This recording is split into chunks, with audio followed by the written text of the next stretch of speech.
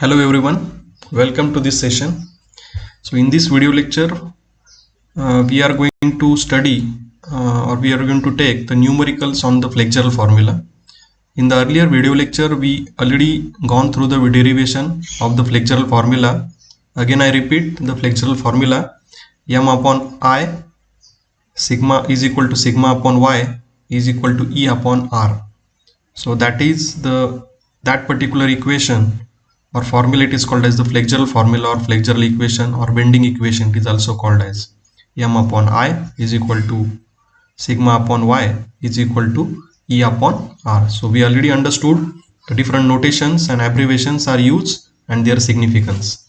So let us take the problem onto this flexural formula so that we can understand how to determine the bending stress from this formula. So first of all, I will read the formula. A beam of a span 4 mm carries UDL of 15 kilonewton per meter. The cross section of the beam is as shown in figure. Find the maximum stress induced. Draw the bending stress diagram.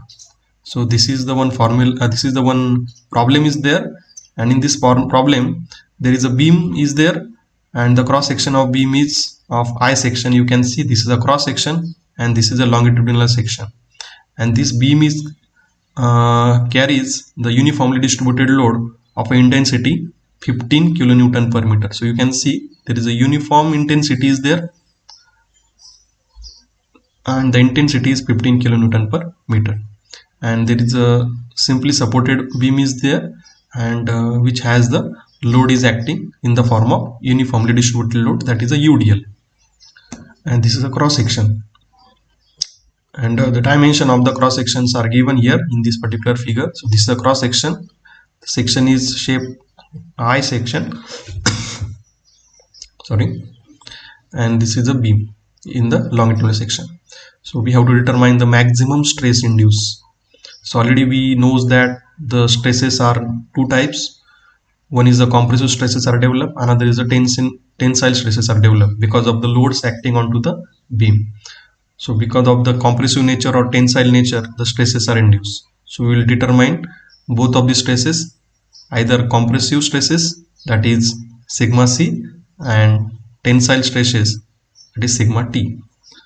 So let us start to solve this problem. Already we have the diagram and also the values. The total beam length is 4 meter. So again, I have drawn this particular diagram here. The cross section is important. So first of all, the UDL means uniformly distributed load on this particular beam is given. So we can determine the maximum bending moment the beam can take. So maximum bending moment is capital M. So we have the formula in the unit number 2 bending moment diagram. We have studied that how to determine the bending moment or maximum bending moment can take this particular beam section. So maximum bending moment for the UDL, there is a UDL is there, that's why maximum bending moment formula is WL square divided by 8. So W is the load intensity, L is the length of the beam, and divided by 8. So W 15 intensity is given into here, yes, 15 is the loading intensity is given. So 15 into 10, 4, that is 4 is the length of the beam raised to 2 divided by 8. So after calculation we'll get the value 30 kilonewton into meter.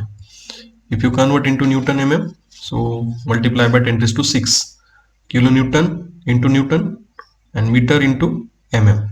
So 30 into 10 raised to 6 Newton into mm.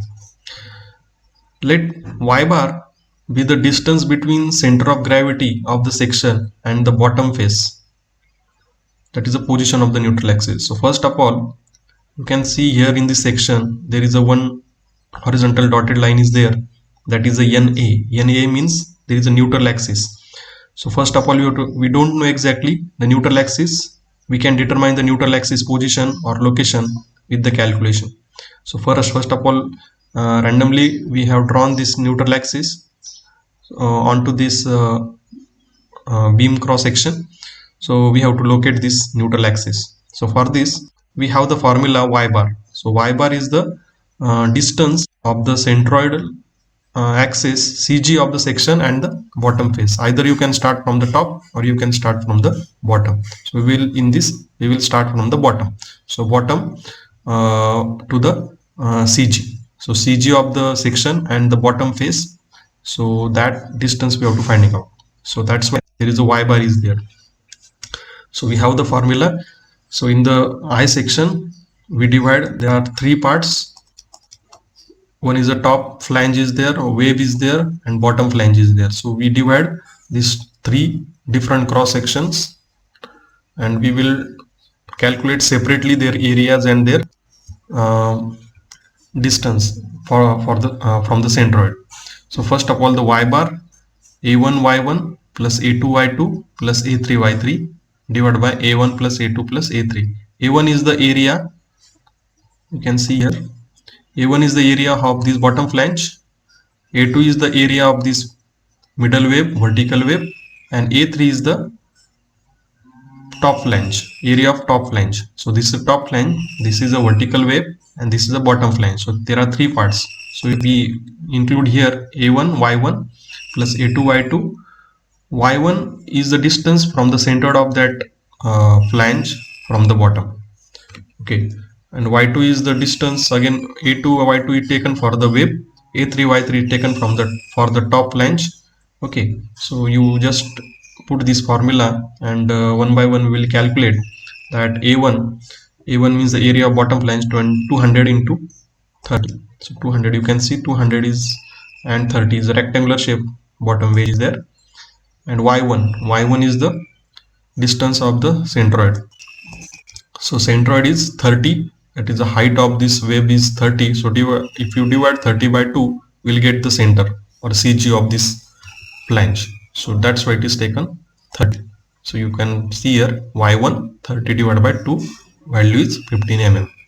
After that we'll go for the second part, that is for the wave, because we have divided this total section, I section, into three parts: bottom flange, middle wave, and top flange. So second is a wave. So you can see the dimension of the wave.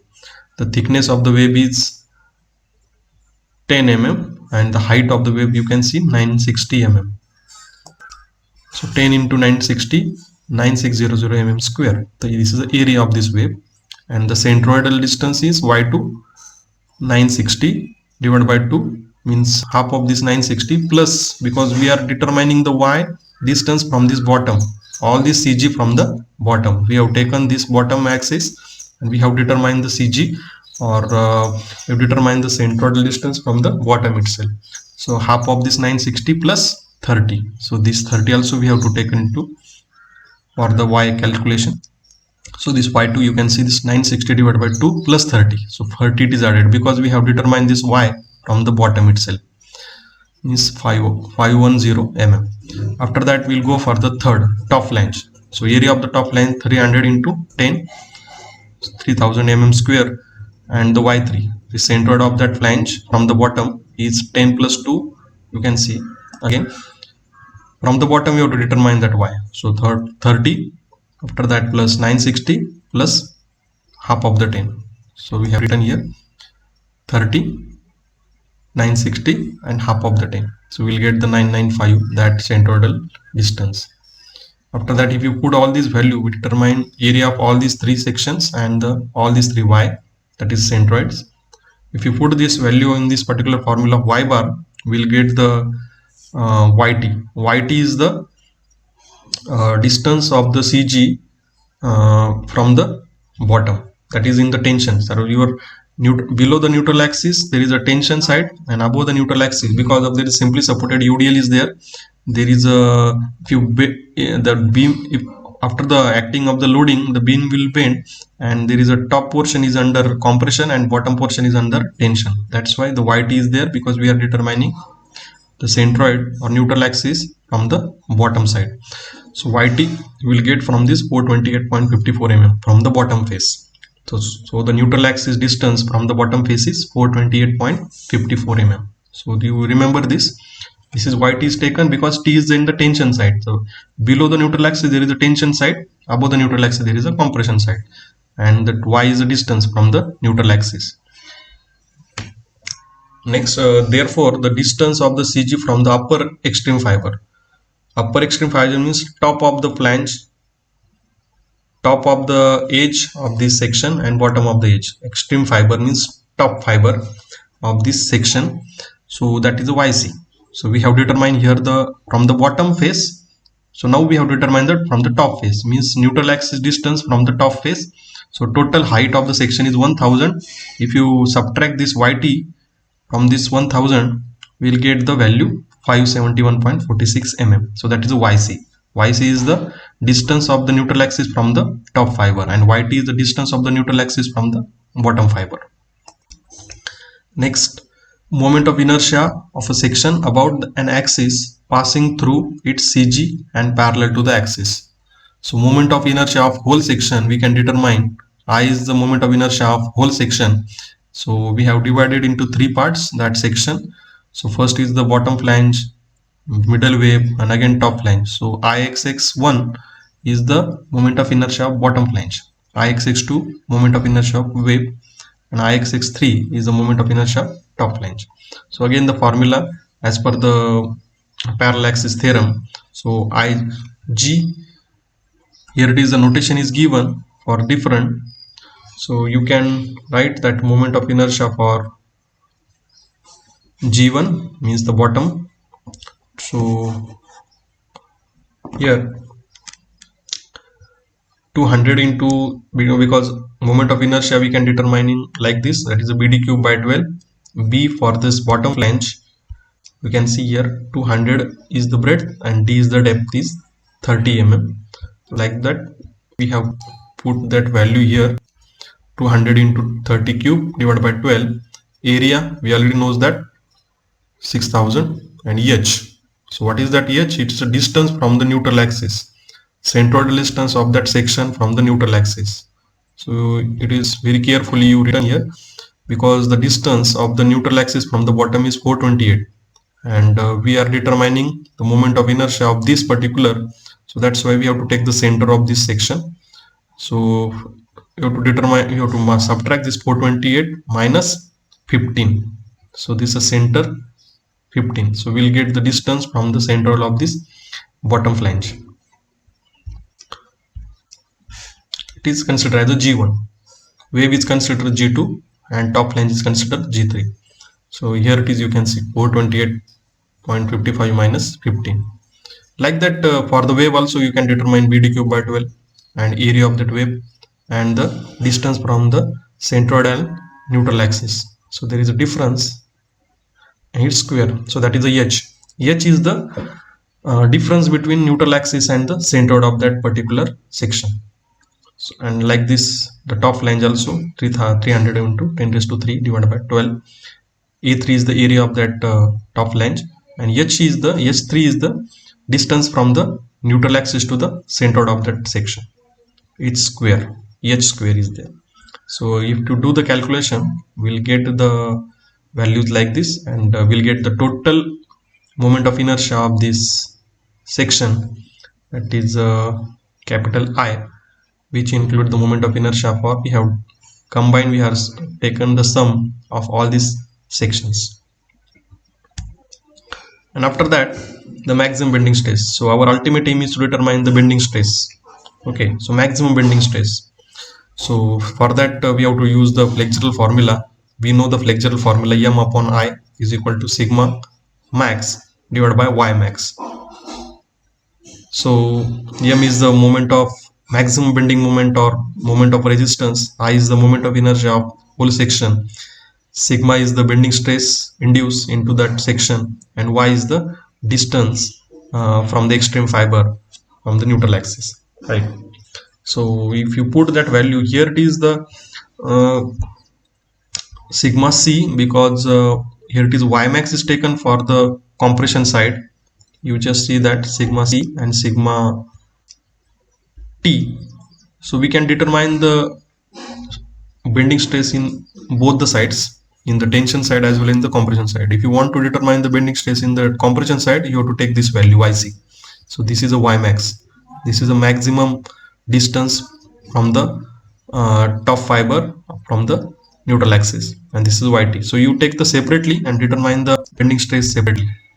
So here it is 571 it's taken, means this is the yc is taken, yc max.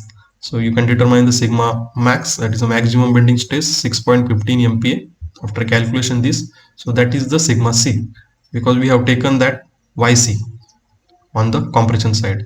If you take the yt in the tension side, at that time there is only change is there, 428 you have to write here. So remainings are same, bending moment is same, I is same. So we can determine the bending stress developed in the tension side only putting that yt value, which is 428. Here you can see here 428.54 is the yt. If you put that yt into this formula, so we'll get the sigma t. Sigma t is the bending stress induced into the tension zone or tension side. So that value is 4.61 into 4.61 MPa. MPa is the megapascal. So out of this sigma c and sigma t, the maximum value is 6.15. You can see 6.15 for sigma c and 4.61 for sigma t. So which is the maximum? Maximum is the 6.15. So maximum stress induced in the beam section is 6.15 MPa. So out of this, whichever the maximum value is there, you can take that value. That is the maximum stress induced into the beam. So in this way, we have taken this problem on the flexural formula. Thank you very much.